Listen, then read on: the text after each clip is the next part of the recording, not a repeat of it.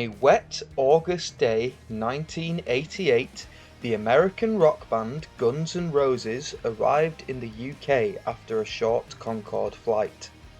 As they arrived at the Monsters of Rock festival located in Leicestershire, UK at the Donington racetrack, they found a sea of mud from the front of the stage to the very back, making the festival site rather dangerous as puddles were knee-deep in some areas.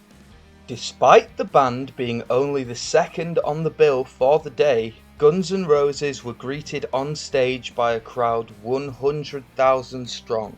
The official reports range from 107,000 to 120,000 people. Stephen Adler, who was Guns N' Roses drummer from 1985 to 1999, described in his autobiography, My Appetite for Destruction, "It was mid-afternoon when we hit the stage. It was a madhouse. Over 100,000 kids were cramming against the front. The racetrack was selling the big 32-ounce beers. The kids were drinking and they weren't about to trek through the whole crowd just to urinate in a stall, so they used bottles. We saw what looked like a swarm of giant locusts flying through the air. They were actually hundreds of plastic bottles containing urine soaring over the crowd. People were getting hit with pee all over the place, but that was not going to stop us or change anything. We'd been spat on and had booze thrown over us before." Even Adler, who had been playing with Guns N' Roses for 3 years at this point, this was also a year after the release of Appetite for Destruction, so the band were no strangers to playing massive crowds, tens of thousands strong. Even with this, Adler goes on to describe how he was surprised at the size of the crowd, considering the band's placement in the day, and bigger bands such as Iron Maiden, Kiss, and David Lee Roth were billed for later performances. Adler goes on to say, "I was surprised to see so many Guns N' Roses banners waving in the crowd. By the time we went on, there must have been 120,000 people screaming and jumping up and down.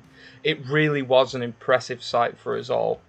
Everyone was so out of control that we had to stop the show several times because people kept rushing the stage. Axl kept asking the crowd to settle down and back up."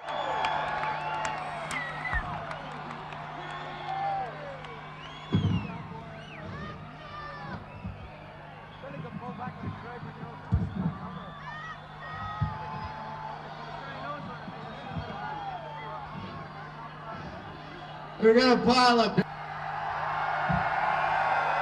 somebody down there just. That's more fucking like it, man. You guys rock, right?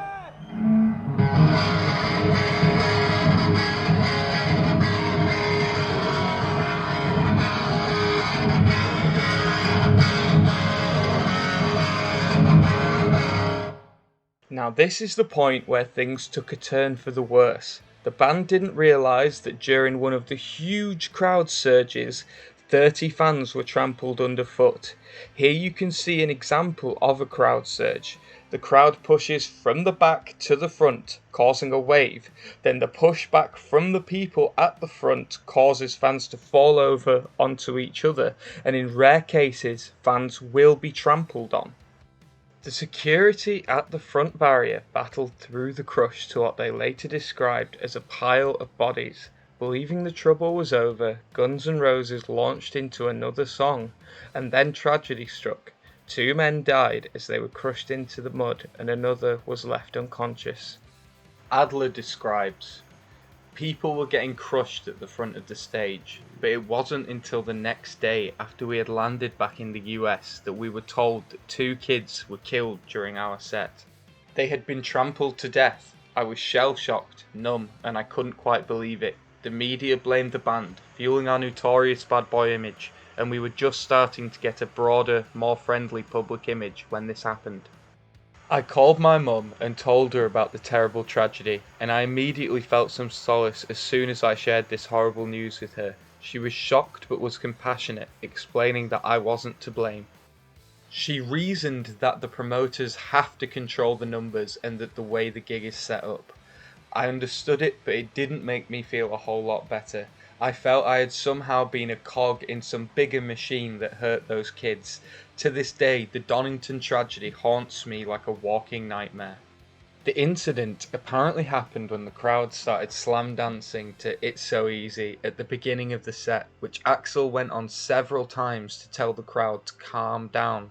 From this moment on, Axl has become personally known for stopping the crowd and calling out disruptive fans and giving instructions to security from the stage. At times he will fully stop a concert to deal with issues in the crowd. David Lee Roth was blamed for the incident by the British newspapers and tabloids, claiming he was warned about the crush by security but apparently told them to get this off my stage.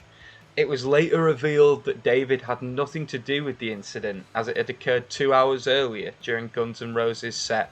The newspaper that printed the article printed a second correcting the issue shortly after.